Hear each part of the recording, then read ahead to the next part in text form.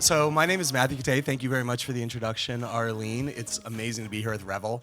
Love the Revel team. Have been a supporter of Revel for a while now. Was happy to bring Fox Rothschild onto it. I have just one slide, so let's bring our one slide up. Here we go. So we did this infographic for you guys on the cannabis brand wars to give you a quick sense of who I am and what I do. As Arlene said, I'm a partner at Fox Rothschild here in New York. Fox is a 30-office law firm nationally here. We've been working in cannabis for years. We work with almost all of the large companies and large brands that you're familiar with, whether they're here in New York, which there aren't many of, or this region, or on the West Coast, in the South, in the Midwest. And so, there's a picture of my team there. It's actually a team of 50 or 60 people, but these are some of the leaders that I work with. Some of our clients are here today, and so thank you very much for the opportunity. In the work that I do, so I do a lot of financing, I do a lot of M&A work, but in the work that I do, I help companies come up with global brand strategies, right? And that's a big part of what they're doing. I think what's one of the interesting things about the cannabis space right now is there isn't a lot of brand recognition. And if you ask somebody who knows their local market, somebody in Pennsylvania, for example, what a great brand is, they would name local brands to Pennsylvania, and they wouldn't know anything about West Coast brands, for example. And same thing on the West Coast. So what that does is it tells you that there isn't a lot of consolidation yet in the industry. There isn't a lot of brand recognition, and there's a huge opportunity still to go out there. But some of the things I wanted to teach a little bit about today, or to educate people with, is why that might be the case, and what are some of the challenges to the entrepreneurs here in the room and the people who are trying to build their brands.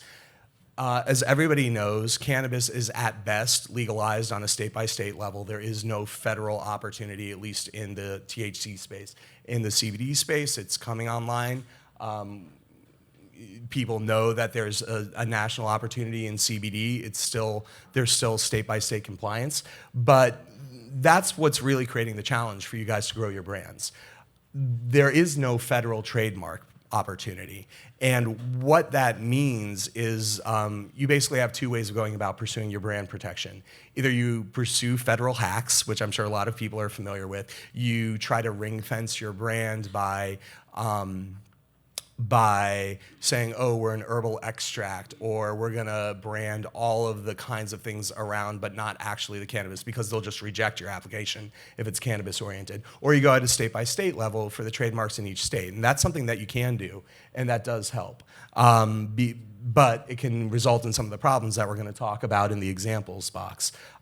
What's really great is, and that's what you've got that little graphic at the bottom, just maybe 2 months ago, the USPTO released final guidance on CBD branding. And so if you do have a CBD brand that you're trying to grow at a national presence, there are opportunities at the federal level, at the USPTO, but not if you're an edible or a digestible, because that still has FDA compliance issues, and you can't do that. But other types of hemp-related products you can seek. So let's talk a little bit about what actually happens when you're trying to build a brand, and what are some smart strategies for building the brand, and some things that don't work, right? So there's everything from, and I've just pulled 4 random examples here, kind of 2 types of companies. There are there are 2 types of issues, sorry. There are non-cannabis companies that are in conflict with cannabis companies, and then there are actually cannabis companies that are in conflict with other cannabis companies.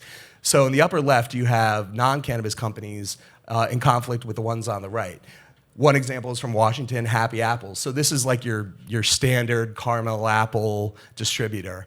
And on the right, you have the logo from a cannabis-infused soda that was being sold. What's interesting in that case is that even though they have basically the same name and kind of similar look, a court actually upheld in favor of the cannabis brand in that case, because it was distinct enough.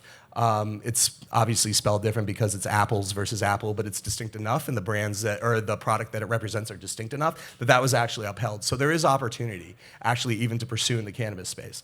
The next one was one a lot of people might recognize, Netta. Netta is on the right, which is a well-known cannabis brand, and on the left, the green symbol was a lumber company, I think, in I forget which state it was in, but basically the lumber company sued Netta and tried to prevent Netta from using its mark in that state. that one is still an open dispute. Then on the bottom, so that's a legitimate pursuit where just two companies have similar looking brands and they're trying to make a distinction. Then in the bottom right corner, you have an actual parody, right? You've got Tapatio, everybody knows that hot sauce, and you've got Trapatio, I think is what it was called, and they basically just aped the brand, right? And that's a lot of what you see going on here. A lot of cannabis historically has been parody. There's a lot of brands out there that have parodied themselves off of other well-known brands, and that's a bad strategy to pursue because Tapatio won that case easily, right? And then you've got accidental infringement, where you have on the left CBD, which stood for coffee, I think coffee by demand.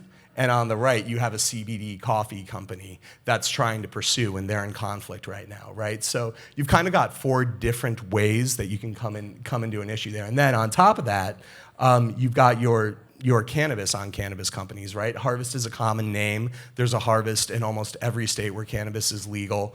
It's the result of not choosing a unique name when you're going to market with your particular brand. And the result is that harvest in different states are fighting each other as we go from state by state to a regional or national brand presence. And so they're fighting those kinds of fights. So basically, when we're talking about brands, we're talking about a lot of things that are probably good for you commercially, but you should also be thinking about from a legal perspective. Am I unique?